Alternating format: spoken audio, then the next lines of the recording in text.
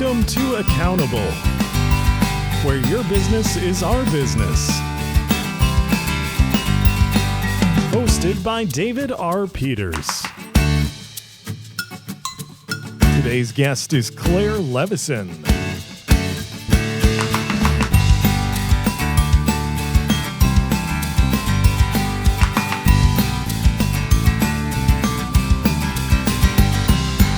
Hi, everyone. Welcome to Accountable, the podcast for CFOs by a CFO. Hey, my name's Dave. Thank you so much for being here this week for our show.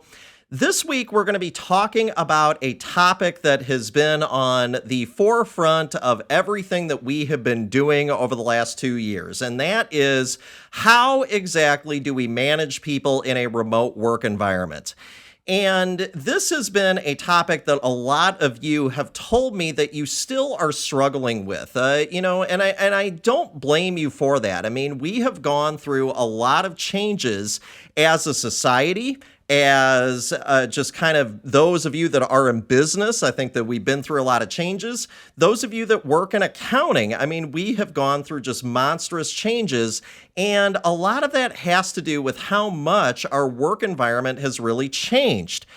And I think a lot of people are really struggling still, even though a lot of us have been through lockdown. A lot of us have heard from our companies that we're not necessarily going back to kind of the traditional brick and mortar work environment. I think even still with that, I think a lot of us are really struggling to figure out what works and what doesn't.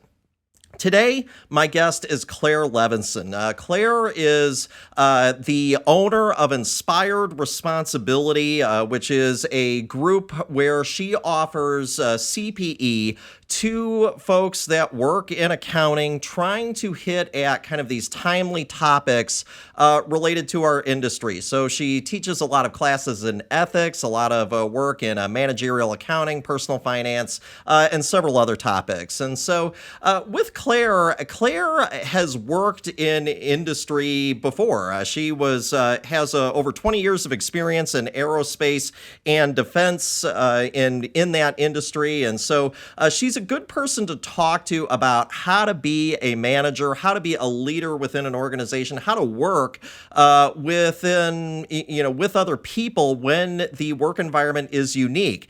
The other thing that I think is particularly telling about Clare is that she was working virtually primarily for a good portion of her career for several years before everything happened with lockdown. And so she has some experience about how to work within that world, even before all of us had to work in that world with the pandemic. So I think she's a great person to address this topic. I think that she is also a good person to talk to around how exactly our industry has changed. Does our ethics in particular change when our environment has changed? I think a lot of us in the industry have really been trying to figure out just what exactly this work environment change means for us and what exactly it means for our industry. So I think this is a good one to talk about, and I think that we have a great guest to talk about it. So enjoy my conversation with Clare Levison.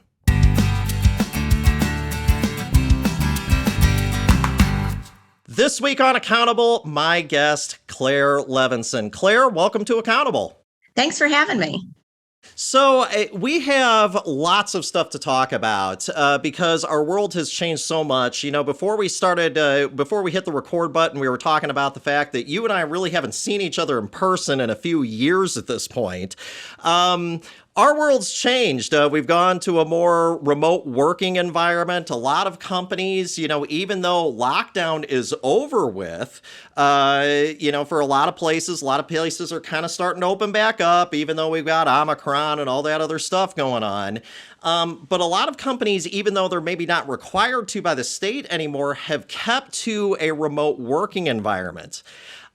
This is interesting because a lot of companies are kind of opening themselves up to that possibility. Is that a good thing? Is it a bad thing?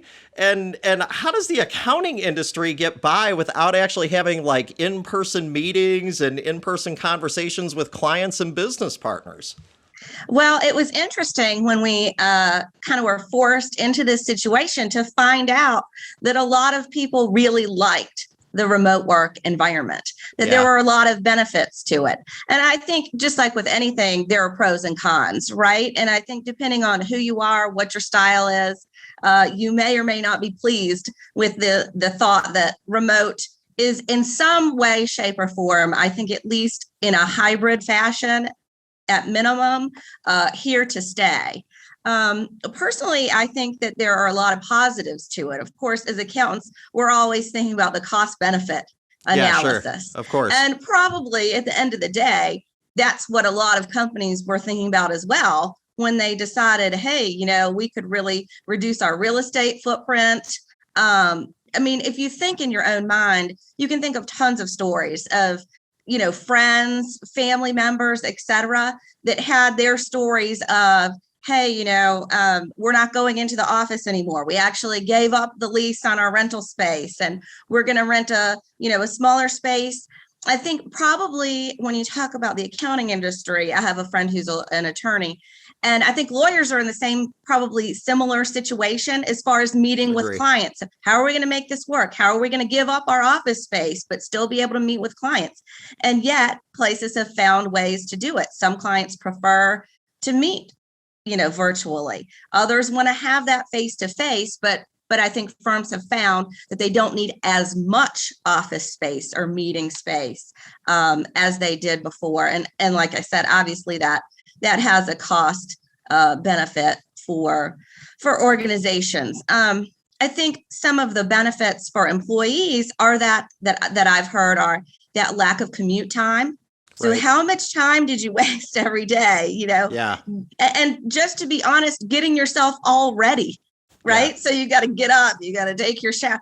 For us females, especially, we could eat up a lot of time in a day. I know my husband is bald. It takes him he could get in and out of the shower in 5 minutes if he wanted to. But, the amount of time you spent in a day just getting ready to go out the door and then getting where you wanted to go.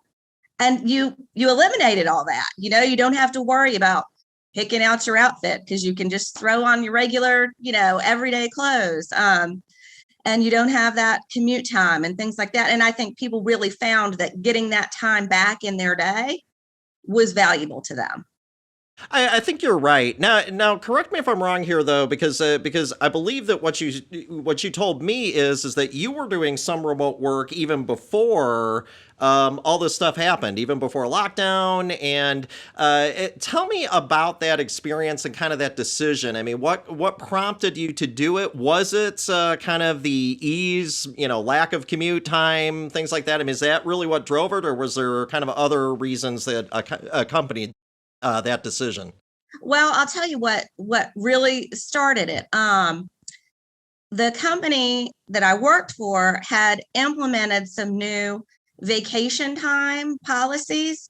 So I worked part-time.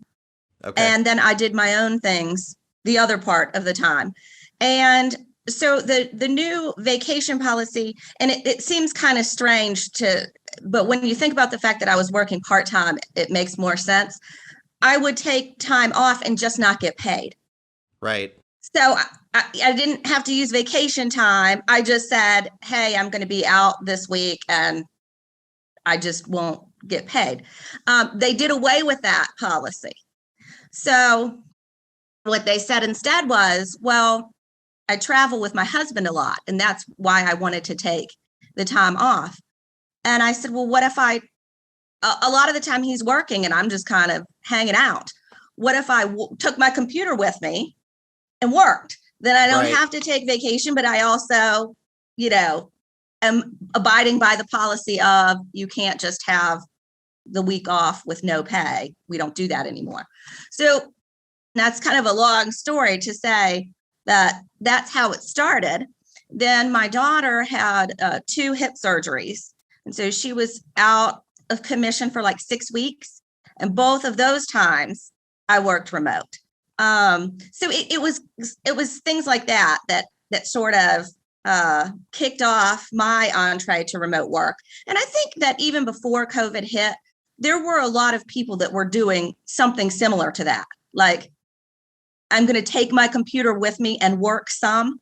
The more technology oriented our environment got, I think the more people tended to work kind of all the time, right? I have my cell phone with me. I can take my computer with me. And so, I have the ability to still be connected and still be working even when I'm out of the office.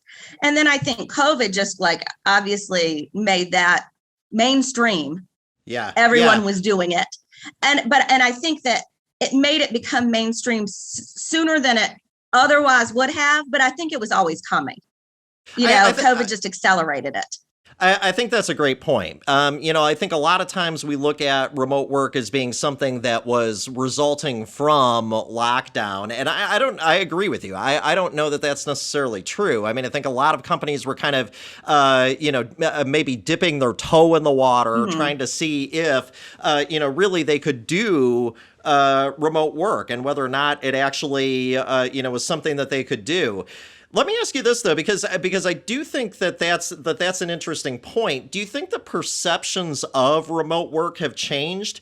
I think, before COVID, I think a lot of times we looked at remote work as kind of almost being lesser than. It was kind of a lesser form of work. People said, well, it's kind of 75% speed or something like that. That might be an exaggeration. I'm not sure. Maybe that's just, kind of my read on it. But I mean, would you agree with that? Have perceptions changed a little bit? I think so. And like I was saying, the whole my remote work situation and how it all made more sense when I was working part-time. Yeah. I think that's probably why that was part of the solution to an issue was that if I had been a CEO or a CFO or something like that, I don't think anyone would have said, oh yeah, that's I think that there was a time when a person in a certain level in an organization was expected to be there in person, 40 plus hours a week. And I think that has really changed now as well. It might be one of the biggest changes, actually, is to see people at all levels of the organization. If you think about people that were doing what you might call remote work, like operators, right? Like, so when you call in to make your hotel reservation or something like that, you always envisioned that those people were doing a job that could be done remotely, from anywhere. Yeah. But now I see people at all levels of an organization doing their job from anywhere. And especially as our work environment has become more global, and less and more decentralized, I guess I would say, you might have employees working for you all across the country, right. In a variety of locations that you're responsible for. So I think that in combination with COVID probably was another piece of why this ended up happening, because things were starting to expand because of technology and things like that, to the point that people who were working together weren't in the same building anyway. They weren't there anyway. Yeah. No, I think that's absolutely right.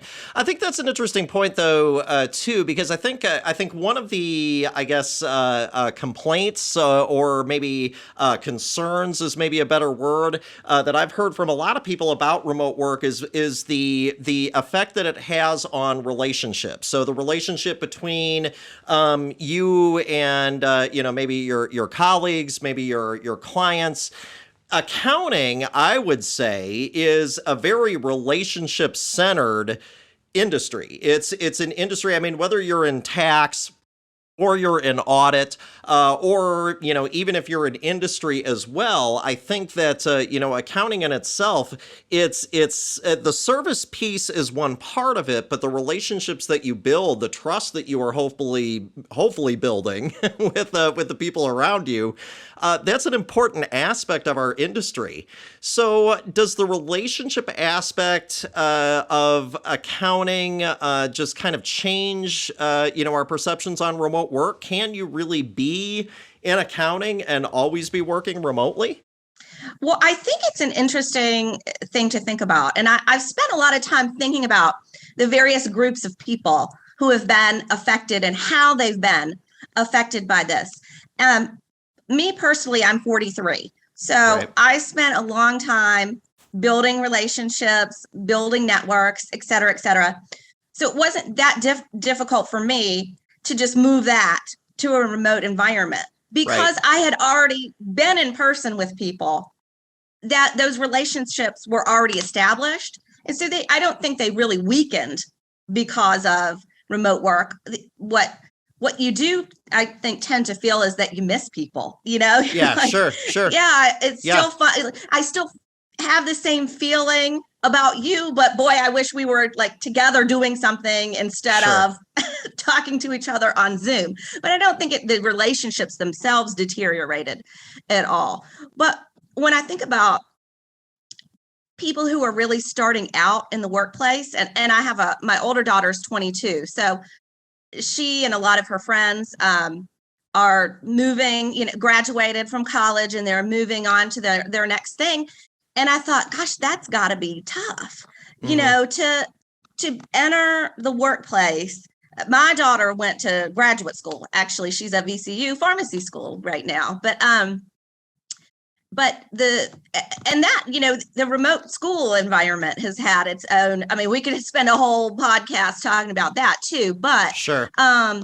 But for the work piece, a lot of her friends who went out into the workforce and are working remotely, I thought, gosh, it's got to be tough to be starting out and to be trying to build those networks and form those relationships, and to have to do it in a remote environment. Now, on the other hand, this is the same generation that's FaceTiming and Instagramming and forming all kinds of relationships virtually as it is. So maybe it's not as big a deal to them as it is to me looking at it as, someone from an older generation.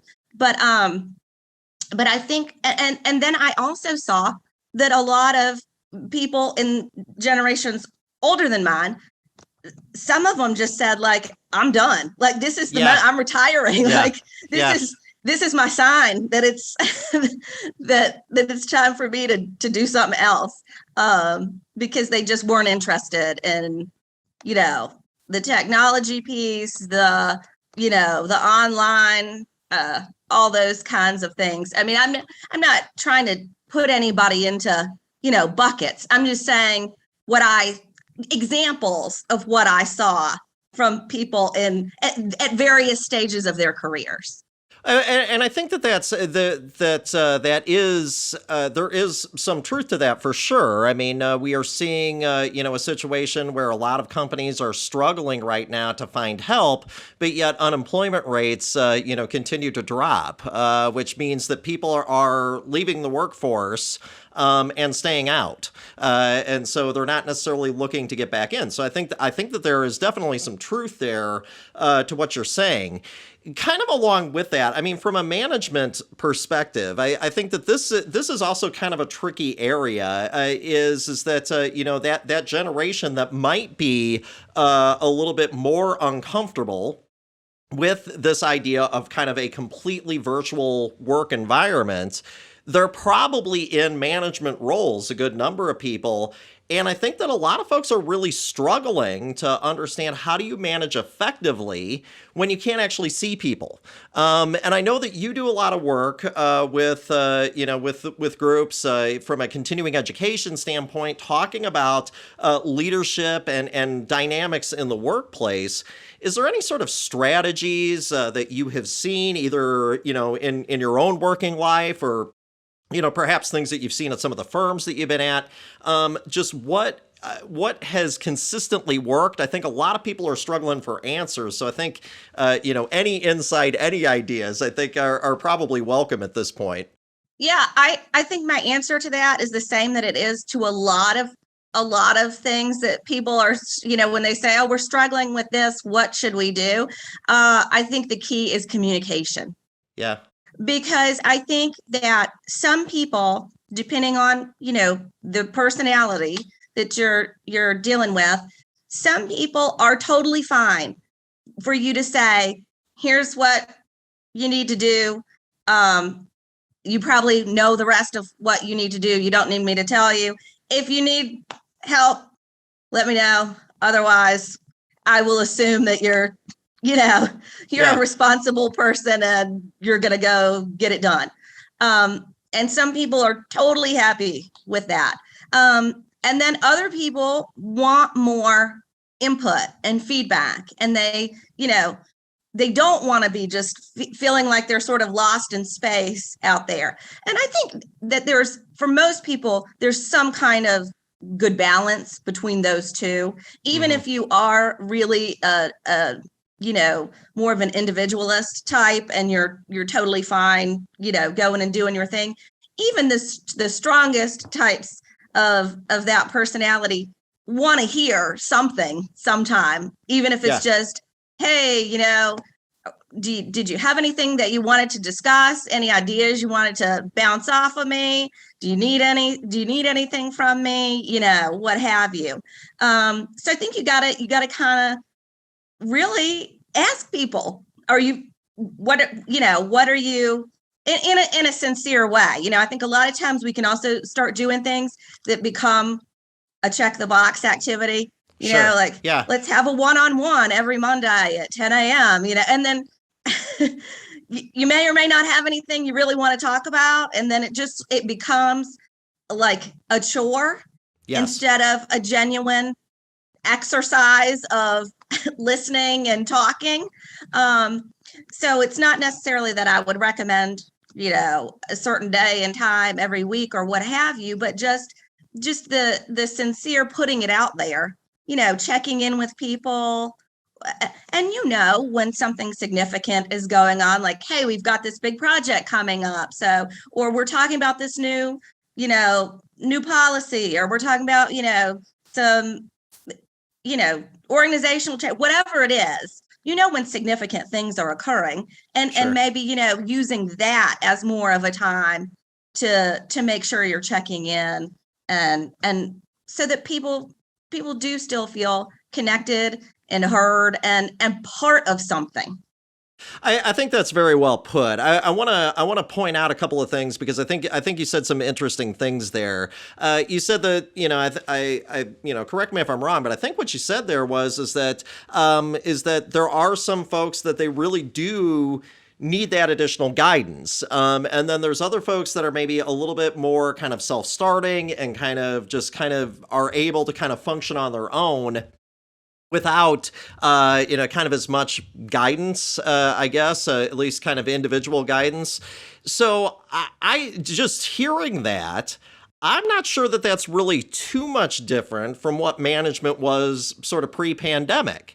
I mean, I think if you've been in a management role, if you've been a CFO, if you've been a controller, if you've been, kind of a supervisor of some type, there were certain folks that you needed to talk to all the time. Mm-hmm. And then there were other folks that you could kind of just hand them something and you say, okay, I'll talk to you in a couple of days. And, Right.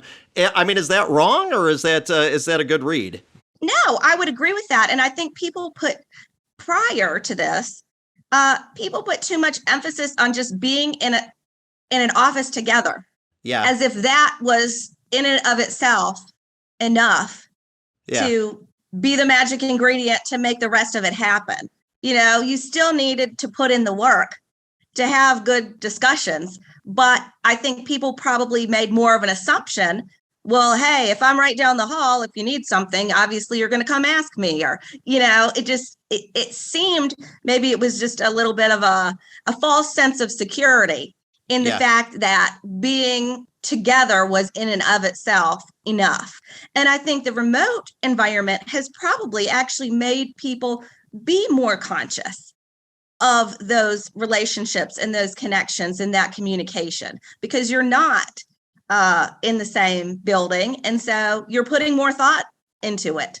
Maybe that could be one of the positives of the situation as well. One of the more interesting ideas I heard, I'll share this with our audience and with you here. I think I had a professor friend of mine who started doing virtual office hours during COVID. So effectively, she would get on a Zoom call and send the link out to basically her entire class. And if people wanted to get on, if it was sort of the equivalent of driving by and knocking on her door, they could jump in and she could hit admit. And they could come into the room and they could talk with her. And I thought that was kind of an interesting take on all of this. I think on some level, I think that we're starting to push those lines on when do we need to be in person. And when is a virtual environment okay? And I really think we're still we're still learning all the ways that we really can interact virtually. Yeah, I agree with that. And I do think that there has to be some balance. I would hate to think that we've gone away from in-person things altogether. I don't think anyone wants to see that happen. I think, when I talk to people in the realm of continuing education, I always have the people who definitely want virtual. Right. But then I have a lot of people who are dying for the conferences and the in-person education and things like that to come back, because that networking piece, people are meant to be together. Sure. Yeah. Yeah. And that networking and connecting and you form friendships with your coworkers, your colleagues, your other people in your industry. So I would hate to think that we're going to be done with in person. I think for learning, there's a huge benefit to being face to face. I think there are benefits to being face to face. I don't think that you can interact probably with clients only virtually, unless that's what they want. Right.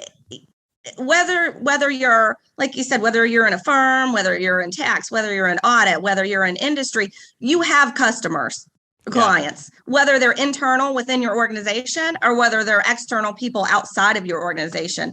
And so I think that's part of figuring out this piece of how much can we do really virtually and how much can we do in person.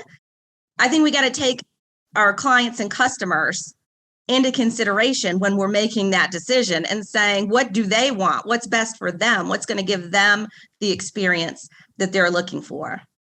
I think that's a great point. You mentioned continuing education, so talk to me a little bit, because the way that you and I met was really we started working together. We had the pleasure of co-writing the CPA ethics course in the Commonwealth of Virginia. Did that together for a few years. So let's take that and that kind of backdrop because you're doing continuing education for practitioners right now, and specifically in the area of ethics, which I find to be kind of a fascinating area right now because the workplace has changed. So has ethics changed too? Because we're in a newer environment, I should say. Lot more remote workers. Do the issues change? Do our ethics change in a virtual environment, or is it just kind of, the same principles and everything just applied in a different way? Yeah, I think that's probably true. I think that the principles are probably the same. Right. I think they should be the same, right? I was actually talking about this topic in a class I was teaching, and I said, things might change, things have changed because of this remote work environment. And I had someone say, well, I hope you're not saying that ethics are situational. And right. I said, no, I'm not saying that ethics are situational. I'm saying you're going to have different situations to apply your ethics to. Right. And I think a big one in the remote work environment is trust. Yeah. I think that in order for it to work, you have to believe that you have the right people in the right jobs who want to do the right thing, whether you're there watching them or whether they could be watching TV for 4 hours a day instead of working, Yeah. and Yeah. you have to assume, especially, in our industry for, CPAs, you have to give the benefit of the doubt that you would see the result of sitting around watching TV for 4 hours instead of working in the work product, right? Yeah. And assume and trust that people are doing what they need to do to get the job done. And then I think we have to work on letting go of some of that idea that means you got to have your, butt in a seat for a certain number of hours a day in an office in order to make that happen.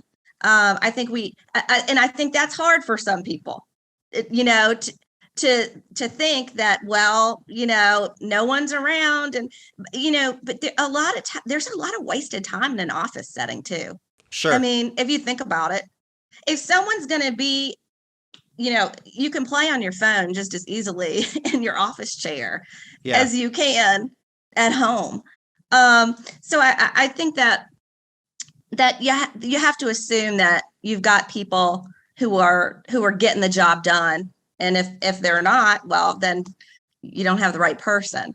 I think that's a big piece of it when we talk about being ethical. We always say, do the right thing even when no one's watching. Yeah. But again, and my definition of doing the right thing is getting the job done that you were hired to do, and sure. And doing it in a real quality way. If that's happening, then I think managers have to kind of learn to let go a little bit of the rest of the traditional notions of the workplace environment.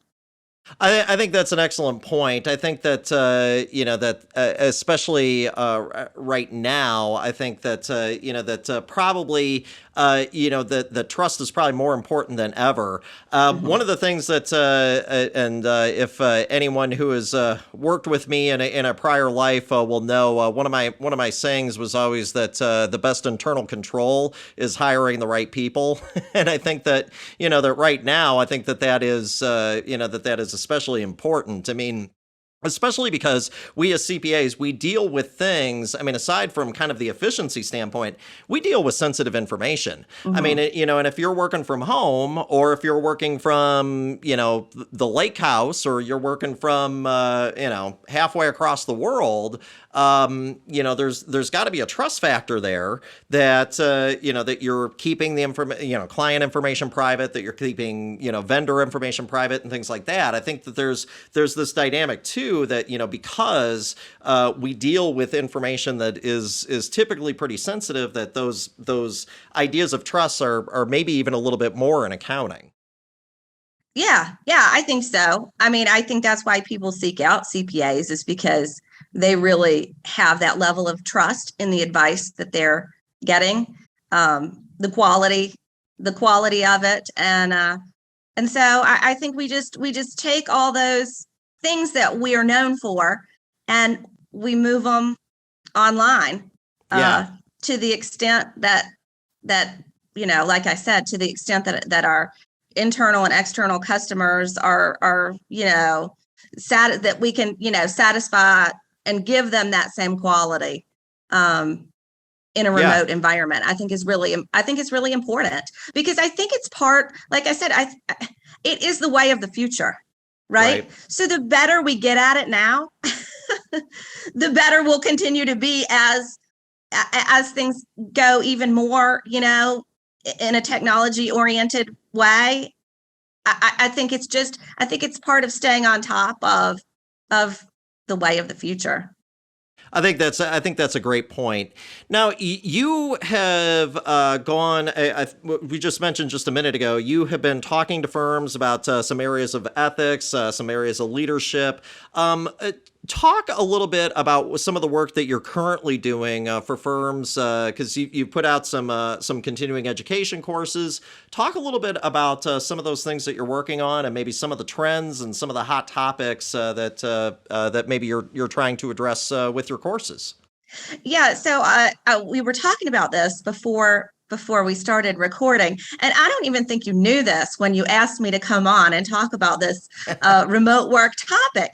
But I spent over 20 years in the aerospace and defense industry, Right. and so I did pretty much every managerial accounting function you could think of, and one of my favorites being proposal development and writing. But as I mentioned, I transitioned into working part-time, which works well in an environment like that. I found I got to work on a lot of interesting projects, and just do a wide variety of things. But anyhow, like I said, I was working remote some even before the pandemic. And when the pandemic hit, we worked solely remote. And then when it was time for everybody to go back to the office, I said, well, I want to stay working remote. And I tell this story because I think that this is, well, I know based on statistics that this is a common occurrence. I said, well, no, I'm not interested in coming back to the office. And if that's a requirement, then I'm going to have to move on to something else. And so I did. And so I was part of this she session that you hear or what have you, like this mass exodus of women from the regular workforce for a variety of reasons. My younger daughter is a senior in high school, so even though she's perfectly capable of taking care of herself, I'm not a big advocate of teenagers. This was when the kids were out of school, still doing school remotely. I'm not a big advocate of teenagers being around the house with idle time on their hands all day, every day. I don't think that's beneficial, even if they're technically old enough to be home alone. And I was fortunate enough to be able to kind of seize that moment and say, you know what, if I go back to the office, it's been 20 years. And if I go back to the office, it might be 20 more. It probably won't technically be 20 more, but you know what I'm saying. And so this is the moment to take all those other things that I was doing in the other part of my time, like continuing education, ethics. I'm a huge personal finance advocate, and to do my own thing. Like, this is the moment. And so that's what I did. So now that's what I do all the time. And I'm very happy with my decision. So yeah, I teach managerial accounting topics. I teach ethics topics. And a lot of the personal finance work I do is like I'm a volunteer with the AI CPA for that. But so yeah, that's what I focus on now is continuing education. So you mentioned some of the managerial accounting topics that you're working on. Any sort of like hot topics or things like that maybe that are really kind of clients seem to be kind of focused in on right now? Well, I think the economy is the hot topic right now. Yeah, very true. It just is. I think we talked about some of the workplace, labor shortage trends, supply chain issues are out there. I mean, inflation, I think that everyone's really focused on the economy. Yeah, for sure. And how it affects their business, presumably, and things like that. What about employee engagement? Because you've some of the things that, especially right now, we've been hearing a lot about employees really struggling to become, to be engaged, in their work, because all of a sudden, a lot of people are working from home, and maybe they're feeling, at least for a time, I think a lot of people were feeling kind of isolated. How does that sort of fit in? I mean, what employee engagement, is that seemingly a big topic? And the fact that we are able to do things in person again is easing some of that. I mean, there was a time when people weren't getting together at all. Right. At all. Yeah.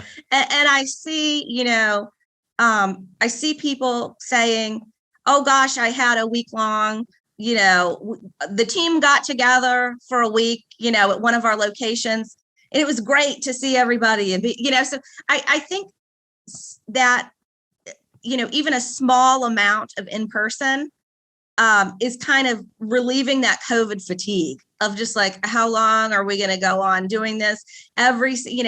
Some in-person meetings. I think some of that is helpful, to combat that, like I said, COVID fatigue, Zoom fatigue, if I have one more virtual meeting, I'm going to throw this computer out the window, sort of, I think the fact that people are out and about more now is providing some relief to that, just feeling of like, this is never going to end. It's endless. I think people are starting to see the light at the end of the tunnel.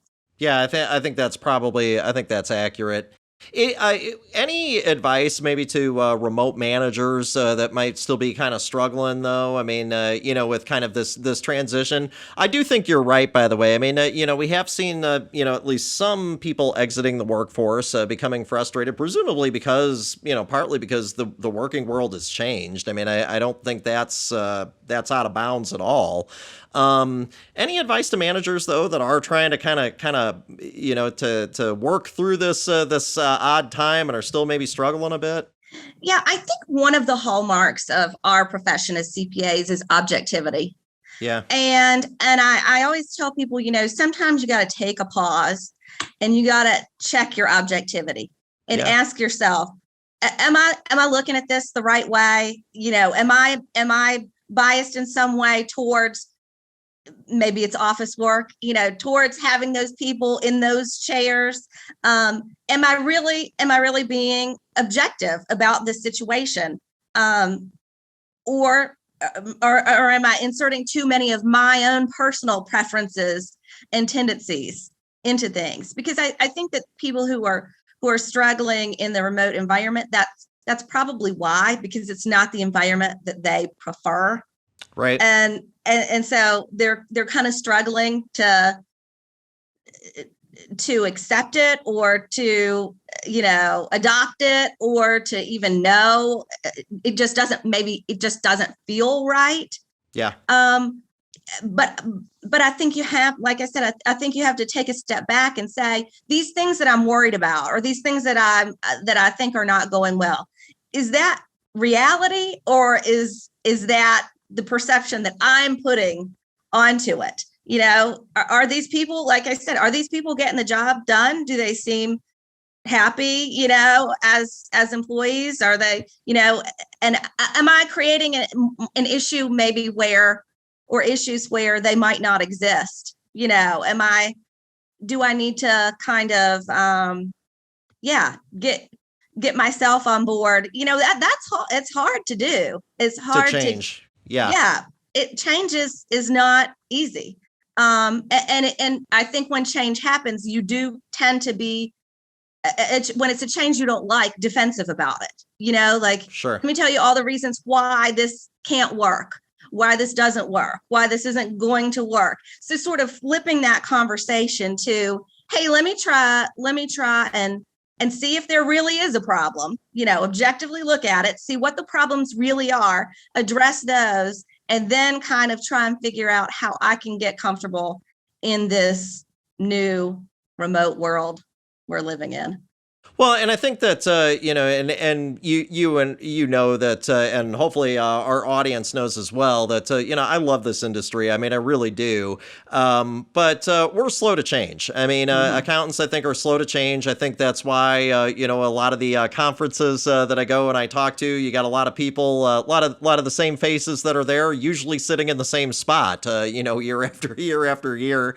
And so I just think on some level that, part of this is that it's growing pains. It's it's not necessarily that it's bad or good, but it's hard to we're in a comfort zone. We're in a place where we're comfortable, and then all of a sudden the world kind of changes and we're not feeling comfortable anymore.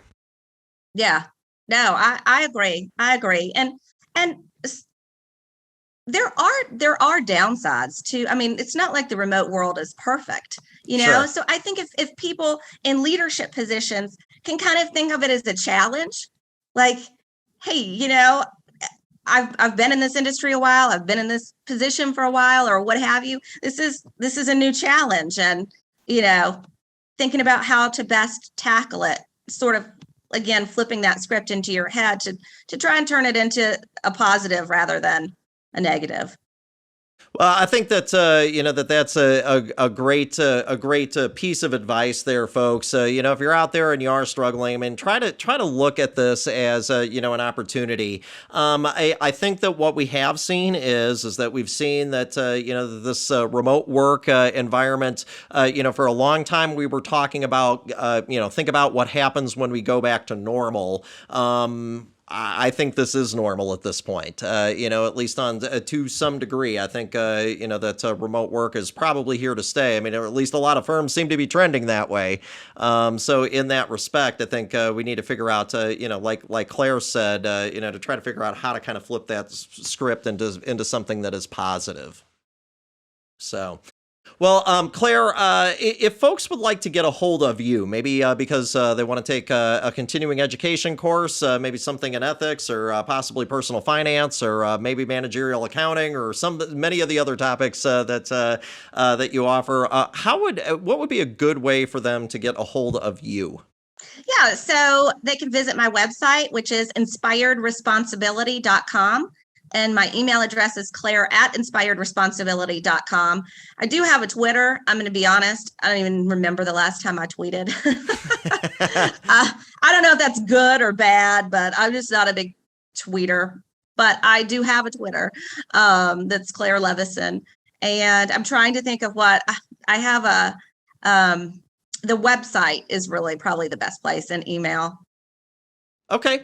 All right. So folks, if you would like to get a hold of Claire, so again, I've had the pleasure of working with Claire in the past. She's a great facilitator, great discussion leader, and you should check out a lot of the things that she's doing because she's out and talking with people and working with people, and I'm sure that it's just an interesting time. So so I think that she can probably help with continuing education needs and the things that and some of the topics that are maybe on your mind. So anyway, so with that, folks, thanks, Claire. Thanks for being here. Thanks for being on Accountable. I greatly appreciate it. It's always good to catch up.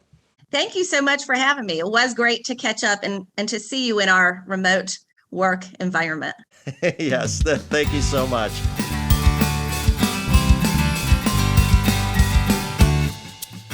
Thanks for listening to Accountable. Be sure to subscribe for more interviews and insights from today's business leaders. All tax preparation is performed by Peters Tax Preparation and Consulting, PC.